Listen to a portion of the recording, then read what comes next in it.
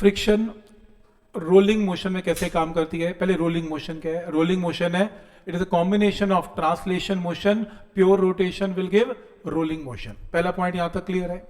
Rolling motion को study करने के लिए एक पॉइंट समझ लो कि जो ट्रांसलेशन मोशन है उसमें मान लो ये वेलोसिटी ऑफ सेंटर ऑफ मास है, तो जो सेंटर ऑफ मास की वेलोसिटी है वही हर पार्टिकल की वेलोसिटी है। रोटेशन में क्या होता है? मान लो ये ओमेगा के साथ रोटेट कर रहा है, तो सेंटर ऑफ मास की वेलोसिटी बोलो क्या होगी? जीरो। और यहां पर क्या करें? आर ओमेगा कर दें। यहां पर भी क्या करें? R omega. यहां पर भी आर ओमेगा और यहां पर भी आर ओमेगा। तो इसे बोलते हैं कि प्योर रोटेशन है और इन पार्टिकल की वेलोसिटी टेंजेंशियल है। क्या ये पॉइंट यहां तक क्लियर है? अब रोलिंग की बात करें। रोलिंग में सेंटर ऑफ मास की वेलोसिटी क्या होगी? This velocity plus this velocity will give this velocity. Top most point की वेलोसिटी बोलो क्या होगी? v centre of mass plus R omega. Bottom की वेलोसिटी क्या होगी? नहीं, जीरो नहीं, ये वेक्टर आर ओमेगा और ये वाला vector v centre of mass, तो वेक्टर सम होगा। वेक्टर सम ऑफ ट्रांसलेशन का कंट्रीब्यूशन कितना है? इतने। रोटेशन का कंट्रीब्यूशन कितना है? R omega. अगर तो बात करते हो प्योर रोलिंग की, प्योर रोलिंग की, प्योर रोलिंग में v सेंटर ऑफ मास का फॉर्मूला क्या होता है? R omega. तो ये वेक्टर कट के बॉटम मोस्ट पॉइंट की वेलोसिटी क्या आ जाएगी? जीरो। याद करो, हमने पहले भी डिस्कस किया था, प्योर रोलिंग के अंदर जब बॉडी प्योर रोल करती है तो बॉटम मोस्ट पॉइंट की वेलोसिटी हमेशा क्या होती है? जीरो। कोई डाउट इसमें? तो प्योर रोलिंग में बॉटम मोस्ट पॉइंट की वेलोसिटी इज जीरो। ऐसे किया। लेकिन ऐसा भी तो हो सकता है बॉडी स्किड करती हुई आ रही हो और v सेंटर ऑफ मास की वेलोसिटी, ट्रांसलेशन कंपोनेंट उसका ज्यादा हो और रोटेशन कंपोनेंट थोड़ा सा कम हो, रोटेट नहीं कर पा रही ठीक तरीके से, स्लाइड ज्यादा कर रही है, तो ये वेक्टर इस वेक्टर से बड़ा हो जाएगा। अब ये वाला पार्टिकल की नेट वेलोसिटी कहां होगी? Towards right. तो बॉटम मोस्ट पॉइंट की वेलोसिटी जीरो नहीं हो पाएगी, राइट की तरफ होगी। तो बॉटम मोस्ट पॉइंट जो पार्टिकल है वो स्लाइड करता हुआ आएगा, घिसटता हुआ आएगा, तो कौन सी फ्रिक्शन रोल प्ले करेगी? काइनेटिक। तो प्योर रोलिंग में कौन सी फ्रिक्शन रोल प्ले कर रही थी? स्टैटिक, क्योंकि बॉडी जो है वो घिसट नहीं रही थी, स्लाइडिंग नहीं हो रही थी। कि bottom most point pure rolling में क्या होता है? Velocity vector zero. तो अगर तो प्योर रोलिंग है तो फ्रिक्शन स्टैटिक है, बात ही क्लोज है। और अगर प्योर रोलिंग नहीं है और प्योर रोलिंग की कंडीशन क्या होती है? v is equal to R omega, तो फिर तो स्टैटिक फ्रिक्शन है। और अगर ये कंपोनेंट बड़ा है इससे तो लोअर मोस्ट पॉइंट स्लाइड करता हुआ आएगा, तो फ्रिक्शन कहां जाएगी? पीछे। और नाम क्या होगा फ्रिक्शन का? काइनेटिक। और उसी तरीके से अगर ये बड़ा हो गया इससे तो रोटेशन का कंपोनेंट बड़ा हो गया इससे, यानी कि जैसे टायर मिट्टी में फंस गया तो आर ओमेगा बहुत हाई है और v सेंटर ऑफ मास लो है, आगे गाड़ी चल नहीं पा रही लेकिन घूम पूरा रही है, तो ये बड़ा हो जाएगा और ये छोटा हो जाएगा, तो भी प्योर रोलिंग नहीं है। तो ये वाली वेलोसिटी बड़ी हो जाएगी, फ्रिक्शन कहां काम करेगी? Towards right. तो कौन सी फ्रिक्शन रोल प्ले करेगी? काइनेटिक। तो सिंपल डेफिनेशन बता देता हूं कि अगर v centre of mass R omega के इक्वल है तो रोलिंग है प्योर और फ्रिक्शन है स्टैटिक, क्योंकि बॉटम मोस्ट पॉइंट की वेलोसिटी जीरो। अगर ये बड़ा या ये बड़ा, कोई भी एक चीज बड़ी बराबर नहीं, तो उस केस में फ्रिक्शन कौन सी? काइनेटिक। और वो रोलिंग प्योर रोलिंग नहीं है, वो रोलिंग कौन सी है? इम्प्योर रोलिंग है। समझ में आ रहा है? दो ही केस हो सकते हैं, या तो v centre of mass R omega के इक्वल है या नहीं है तो स्टैटिक है, नहीं है तो काइनेटिक है। Point number 1 clear? तो इस टॉपिक में या तो बॉडी प्योर रोलिंग में है, कोई स्लाइडिंग नहीं है, या फिर प्योर रोलिंग में नहीं है तो रोलिंग विद स्लाइडिंग है। दो चीजें हो सकती हैं। सबसे पहले प्योर रोलिंग, प्योर रोलिंग का केस हम डिस्कस कर चुके हैं। प्योर रोलिंग में v centre of mass exactly से इक्वल होता है आर ओमेगा, क्योंकि translation component v centre of मास है और रोटेशन का आर ओमेगा। तो इन दोनों को इक्वेट कर दो। इक्वेट करोगे, अगर ये दोनों वैल्यूज बराबर है तो प्योर रोलिंग है। प्योर रोलिंग है तो फ्रिक्शन का नाम क्या है? स्टैटिक। तो लिखा हुआ है इसमें, अगर ये इसके इक्वल है तो काइनेटिक फ्रिक्शन नहीं होगी। कौन सी फ्रिक्शन होगी? स्टैटिक। ये प्योर रोलिंग का केस है। ठीक है, यहां तक कहानी क्लियर है बिल्कुल? तो आगे पढ़ने की जरूरत नहीं है, डन, सब क्लियर। नेक्स्ट है रोलिंग विद स्लाइडिंग। अगर बॉडी घिसटती हुई जाती है, यानी कि v centre of mass not equal to R omega, अगर not equal to R omega, पहला केस, अगर सेंटर ऑफ मास की वेलोसिटी आर ओमेगा से बड़ी है, ये बड़ी है और ये छोटी है, तो लोअर मोस्ट पॉइंट कहां स्लाइड होता हुआ जाएगा? राइट। तो फ्रिक्शन कहां काम करेगी? लेफ्ट। और नाम क्या है? काइनेटिक। और नेक्स्ट केस है कि अगर मान लो V centre of mass less than R omega, ये छोटा और ये बड़ा, अगर ये बड़ा तो स्लाइड करती हुई बॉडी कहां आएगी? लेफ्ट। तो फ्रिक्शन कहां जाएगी? राइट। तो समझ में आ गया यहां तक? ये पूरी कहानी यही लिखी हुई है और एंड में हर जगह लिखा हुआ है कि अगर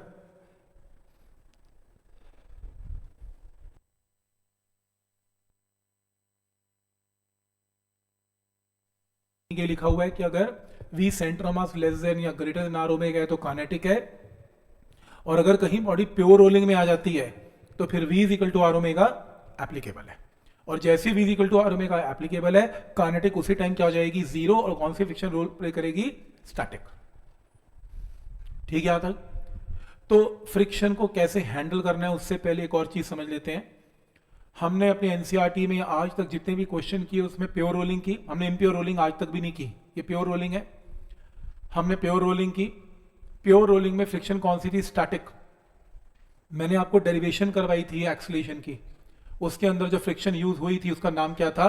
स्टैटिक। तो ये स्टैटिक फ्रिक्शन यूज हुई थी, ये बता रहा हूं सिर्फ। उस दिन में ये चीज बता दी थी मैंने, स्टैटिक।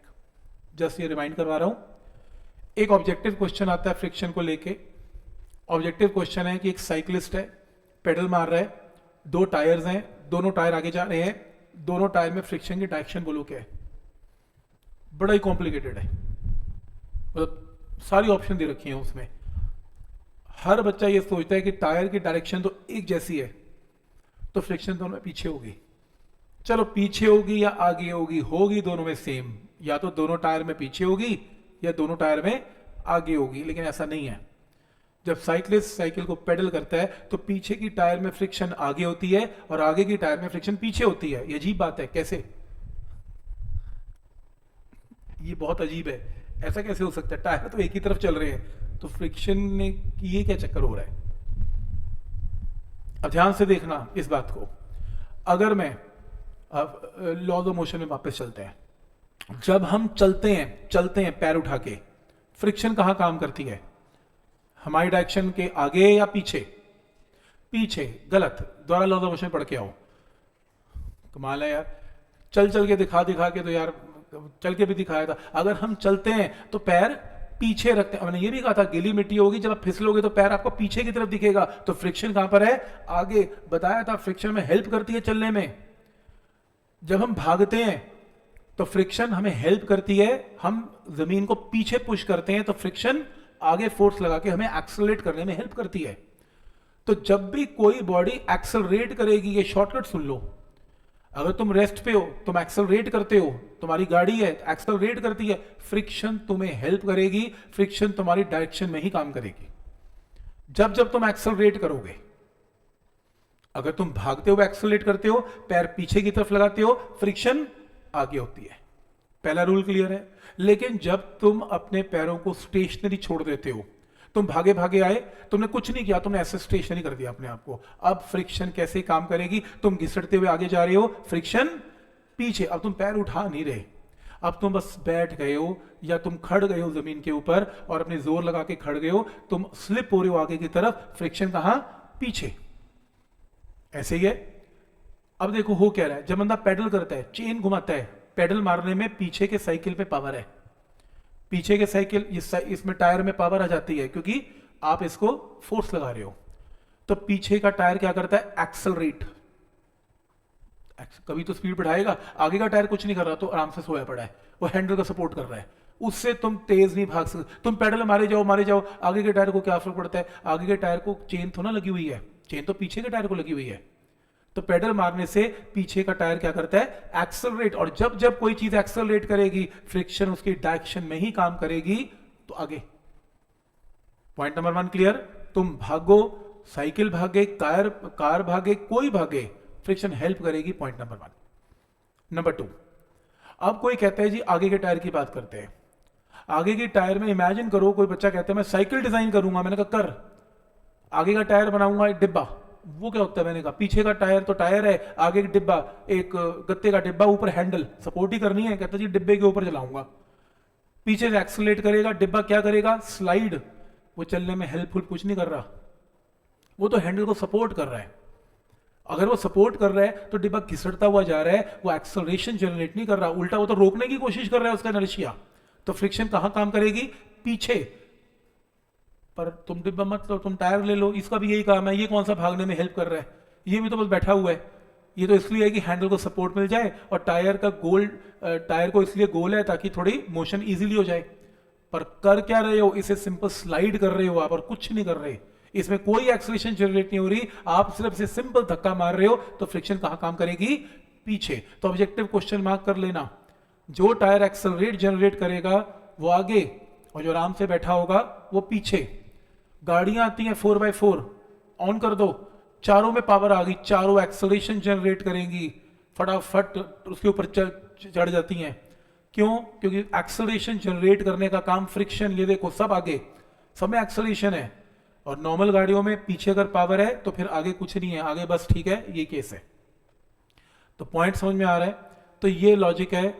ऑब्जेक्टिव क्वेश्चन आएगा, कोई आपसे लिखवा के नहीं देखेगा कि ये आंसर है, क्योंकि ये हर साल कोई ना कोई बुक में क्वेश्चन गिवन होता है और यहां कंफ्यूजन क्रिएट हो जाती है। लेकिन अब बात करते हैं फ्रिक्शन की डायरेक्शन। मैंने कहा जो टायर एक्सेलरेशन जनरेट करेगा, फ्रिक्शन आगे, एक्सेलरेट कर रहा है पीछे पेडल से आगे। दूसरा सिर्फ बैठा हुआ है, उसकी सिर्फ स्लाइडिंग हो रही है, तो पीछे। अब मैथमेटिकल बताता हूं कि फ्रिक्शन की डायरेक्शंस और फ्रिक्शन की वैल्यूज कैसे निकलती हैं। कोई कहता कैसे, समझा नहीं मैं। मैंने कहा फ्रिक्शन की वैल्यू, वो कहता प्रॉब्लम क्या है?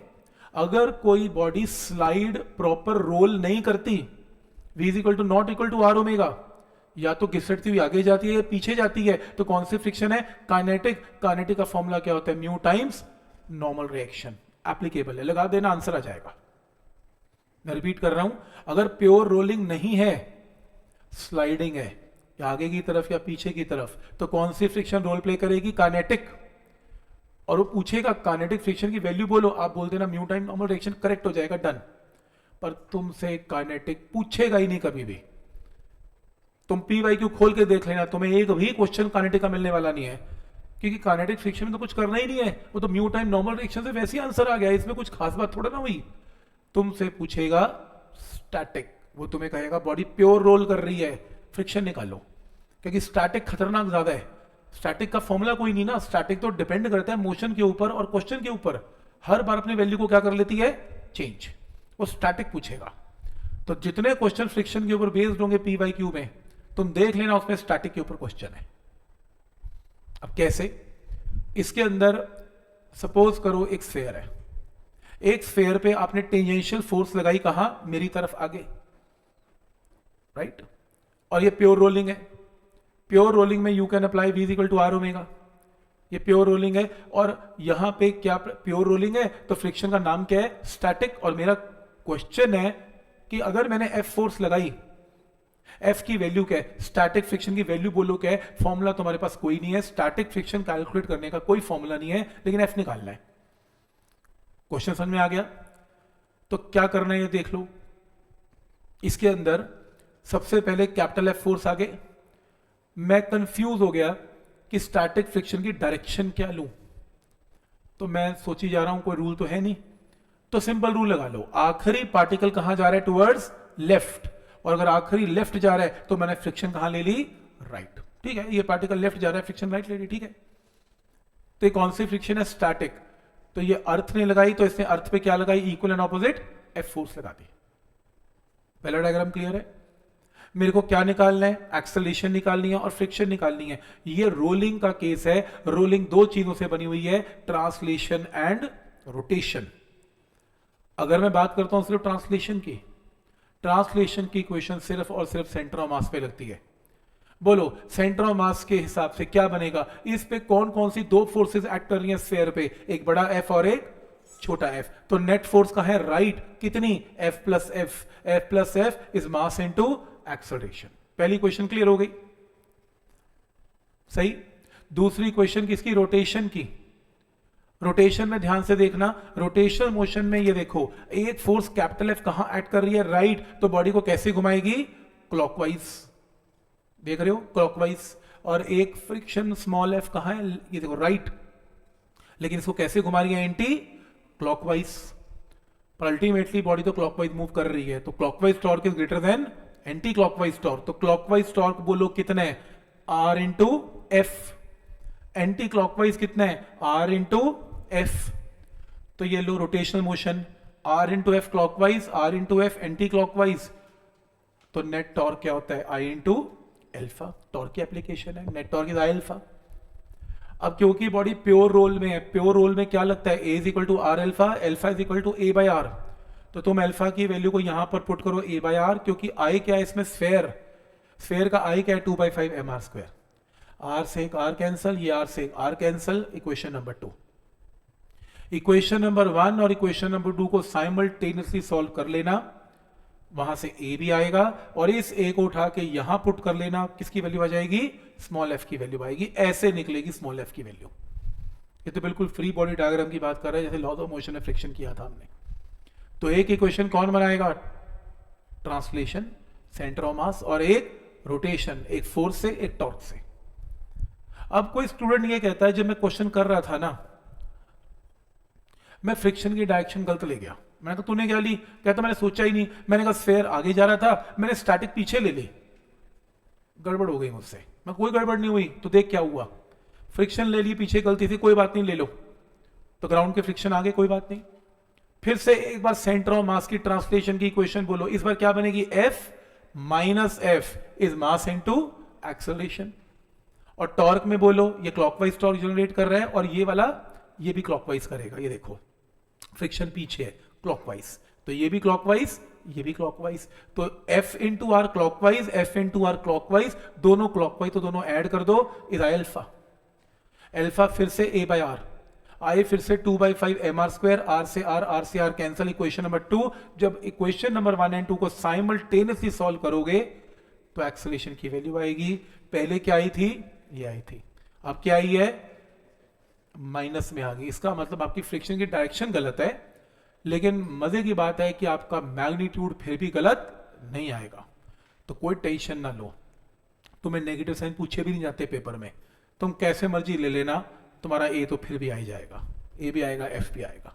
समझ में आ रहा है, यहां तक पॉइंट क्लियर है, तो अच्छी बात है, गलती से कैसे भी ले लोगे तब भी कोई बात नहीं। इसके बेस पे जैसे ये क्वेश्चन है, ऐसे क्वेश्चन आते हैं पीवाईक्यू में, देखो थोड़ा सा बहुत फ्रीक्वेंट आने वाले क्वेश्चंस नहीं है, तुम्हारे पास भी पीवाईक्यू की बुक पड़ी हुई है, एंगुलर मोमेंटम बहुत आता है, मोमेंट ऑफ इनर्शिया बहुत आता है, टॉर्क आता है, एनर्जी आती है, 4 टॉपिक तो इतने हैं कि मेरे ख्याल से 300 में से 250 क्वेश्चन इन्हीं के ऊपर है, बाकी सब मिसलेनियस टॉपिक्स हैं। फ्रिक्शन का तो मेरे को लगता है 5-7 क्वेश्चन ही होंगे, 5-10। इसको मिला किसी को अभी तक फ्रिक्शन नहीं मिला, आया भी नहीं होगा, कोई भूला भटका 2-3 आ गए तो कम से कम ये लेक्चर आपको हेल्प कर देगा, ठीक है। तो मेरा काम है बताना, कल को आ जाए तो कम से कम पता तो हो कि करना कैसे है, अदरवाइज बहुत ऐसा टॉपिक नहीं है कि ओहो ये कर दिया तो 50 क्वेश्चन उड़ गए, ऐसा नहीं है, 5-4 ही होंगे, जैसे ये क्वेश्चन के ऊपर आ सकता है, ऐसा कॉन्सेप्ट है। लेकिन इस क्वेश्चन को करने से पहले आपको प्योर रोलिंग का एक रिजल्ट याद होना चाहिए। वो क्या कि अगर कोई बॉडी प्योर रोलिंग में है तो उसके सेंटर ऑफ मास की वेलोसिटी अगर v है तो बॉटम की 0 है, टॉप की 2v है। सेम रिजल्ट एक्सेलरेशन में भी है, अगर कोई बॉडी प्योर रोलिंग में है तो बॉटम की एक्सेलरेशन 0, सेंटर की a तो टॉप की 2a, सेम 2v की जगह 2a। क्लियर है यहां तक?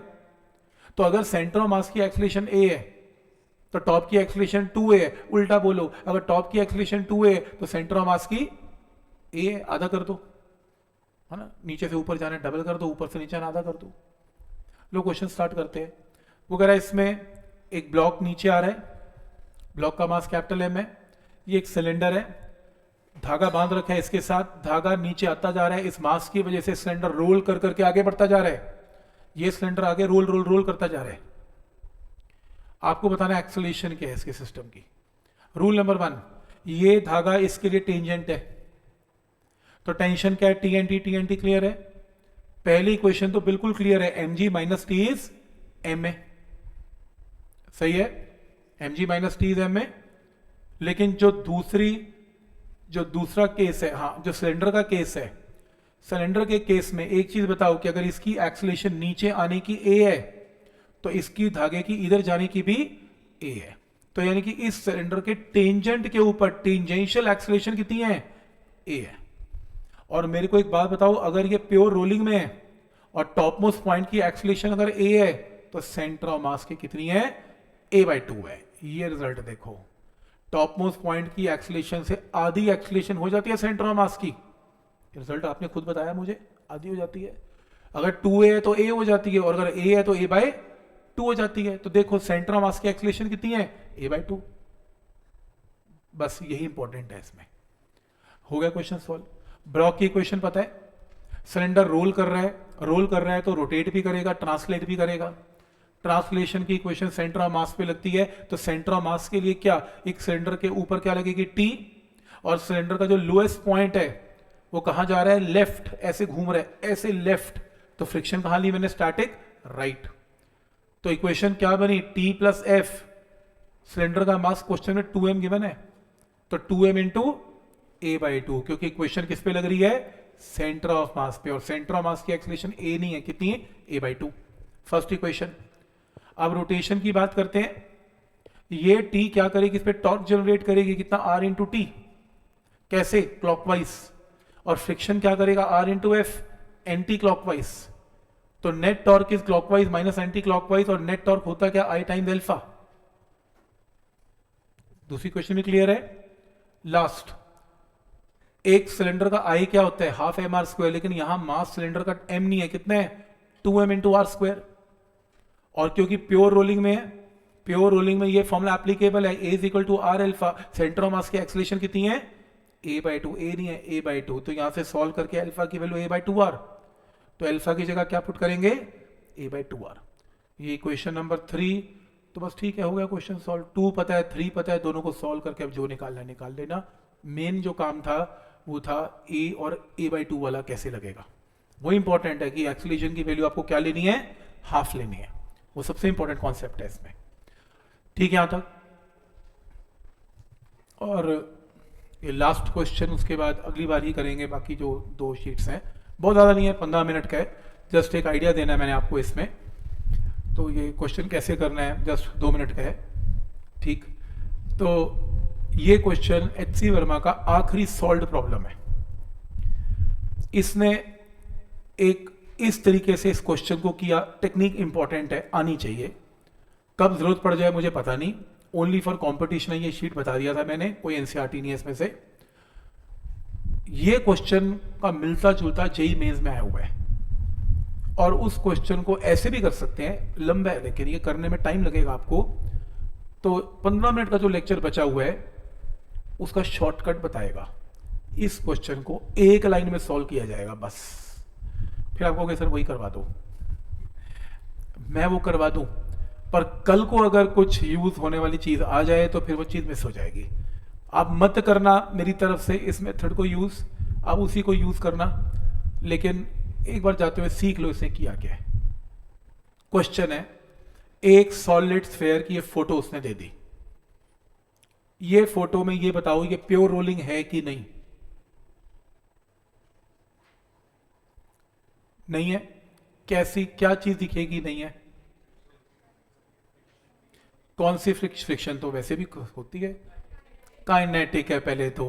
काइनेटिक फ्रिक्शन का मतलब प्योर रोलिंग नहीं है। चलो हटा दिया वेक्टर, ये नहीं दिया। अब बताओ, V0 is not equal to R omega. ये देखो, इसे क्रॉस मल्टीप्लाई करके देखो, क्रॉस मल्टीप्लाई करके V0 is 2 times R omega.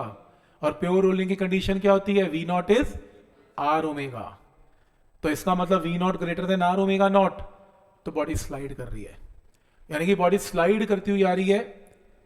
Body जब जैसी स्लाइड करती है आगे की तरफ, फ्रिक्शन कहां काम करेगी, पीछे की तरफ। पीछे फ्रिक्शन हो गई, बॉडी घिसटती हुई जा रही है, फ्रिक्शन पीछे है। हुआ क्या, फ्रिक्शन पीछे लगी, फ्रिक्शन ने टॉर्क जनरेट करवाया। देखो फ्रिक्शन कैसे, आगे की तरफ। तो फ्रिक्शन ने हेल्प किया रोटेशन में, और जब फ्रिक्शन ने हेल्प की रोटेशन में, तो बॉडी ने ठीक तरह रोल करना स्टार्ट कर दिया और बॉडी प्योर रोलिंग में आ गई। थोड़ी देर में पहले घिसट रही थी पर फ्रिक्शन ने अच्छा खासा टॉर्क जनरेट करवाया क्लॉकवाइज और बॉडी प्योर रोलिंग में आ गई। क्वेश्चन है कितनी देर में आई ये बताओ, टाइम बताओ कितने समय में प्योर रोलिंग हो गई उसकी। पहले अच्छी वाली स्लाइड कर रही थी, ऐसे ऐसे स्लाइड कर रही है, फिर एकदम रोल हो गई, ऐसा कितनी देर में आई ये क्वेश्चन है। एक ही कॉन्सेप्ट सुन लो, जब बॉडी प्योर रोलिंग में आएगी तो उसकी सेंटर ऑफ मास की वेलोसिटी v नॉट से कितनी हो गई, vf चेंज हो गई ना, क्योंकि प्योर रोलिंग में अब, क्योंकि ये तो प्योर रोलिंग है ही नहीं, तो नई वेलोसिटी vf हो गई और ओमेगा नॉट की जगह क्या हो गई, ओमेगा f। और प्योर रोलिंग होने के बाद we can apply v is equal to R omega, पर पहले वी कैन नॉट अप्लाई, पहले ये लगेगा। पहला पॉइंट क्लियर है यहां तक। एक ही कॉन्सेप्ट है इसमें सिर्फ, इसमें मोशन दो किस्म की है, ट्रांसलेशन एंड रोटेशन। ट्रांसलेशन में you can apply centre of mass पे v is equal to u plus at, v is equal to u plus at, time तो तभी आएगा। और रोटेशन में omega is omega naught plus alpha T, ये देखो करके दिखाता हूं। सबसे पहले इक्वेशन ट्रांसलेशन में, ट्रांसलेशन में बॉडी घिसटती हुई आ रही है तो फ्रिक्शन रिटार्डेशन प्रोड्यूस करेगा कितना, minus F upon M, force of friction by mass retardation है, घिसटती हुई आ रही है, लॉ ऑफ मोशन में किया था।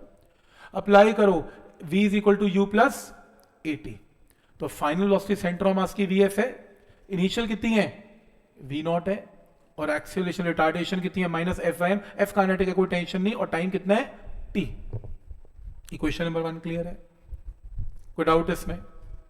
इक्वेशन नंबर 2 रोटेशन, रोटेशन में फाइनल वेलोसिटी कितनी होगी ओमेगा एफ, इनिशियल कितनी थी omega naught, alpha into T. अब ऐसा क्यों हुआ, क्योंकि फ्रिक्शन ने टॉर्क जनरेट किया, फ्रिक्शन ने कितना टॉर्क जनरेट किया, R into F, R into F क्या होता है आई एल्फा, आई का स्फीयर का 2/5 M R square, cross multiply करके एल्फा आ गया, इस एल्फा को उठा के यहां पे पुट कर दे, इक्वेशन नंबर 2, ये ओमेगा एफ आ गया, ये वी एफ आ गया, और प्योर रोलिंग की कंडीशन क्या है, V F is R omega F. तुमने वी एफ निकाल लिया, तुमने ओमेगा एफ निकाल लिया, और तुमने इसको सिंप्लीफाई किया, सिंप्लीफाई करके तुमने टाइम निकाल लिया। टाइम निकालने के बाद तुमसे पूछा गया फाइनल वेलोसिटी बताओ क्या होगी आफ्टर टाइम टी, तो इसमें टाइम जो भी आया उसको यहां पे पुट करें और फाइनल वेलोसिटी क्या जाएगी वैल्यू, तो फाइनल वेलोसिटी ये आएगी। ये एक लंबा तरीका है, हम इसको फॉलो ना करते हुए एक लाइन का सोल्यूशन करेंगे तो नेक्स्ट क्लास में 15 मिनट लगा के एक नया कॉन्सेप्ट आएगा, उसको सॉल्व करके एक लाइन में इसको करना सिखा दूंगा और रोटेशन हो जाएगा क्लोज। तो अगली बार नया चैप्टर शुरू करने जा रहे हैं, चैप्टर का नाम क्या है, ग्रेविटेशन।